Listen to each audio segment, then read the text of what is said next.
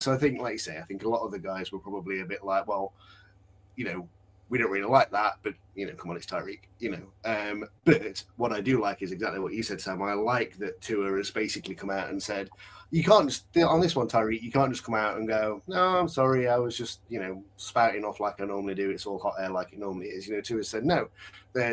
We appreciate that he's said the words. We appreciate that he does appear to be kind of putting the effort in training, and he's presumably showing up on time. If he was the one who wasn't showing up on time, chances are. But if he's doing all of that and he's kind of, his actions speak louder than words, and he's obviously kind of putting that effort in.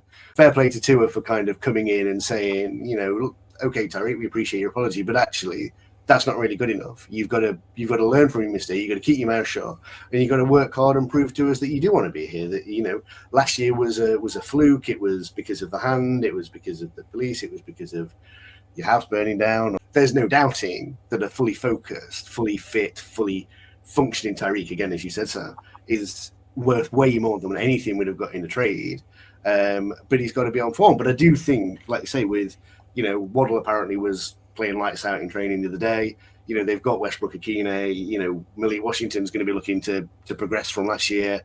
A couple of other undrafted free agents that they signed in terms of the wide receiver core look pretty tasty, or could be tasty. So, there is a pressure on him to perform, because otherwise he is going to be out. I think it's his last year with guaranteed money this year as well. I think the good thing with Tua, and again we'll probably talk about McDaniel and everything, but this culture change that obviously they've spoken about, I did think it was quite interesting. I think it was today or yesterday, Jordan Brooks kind of came out and was one of the players that you're probably alluding to there, Andy, that kind of said, it's not really as bad as everybody's making out, and we've all kind of unusually for Jordan Brooks, because he was the guy that last year was more than happy to come out and say, yes, this soft label that we've got is fair. He seemed quite outspoken last year. So whether he's been told to perhaps tone it down a little bit and be a little bit more reconciliatory with his comments, but we'll see. But I've got no problem with people keeping each other accountable. I think that's what we need to do. I don't think we did enough of that last year. I think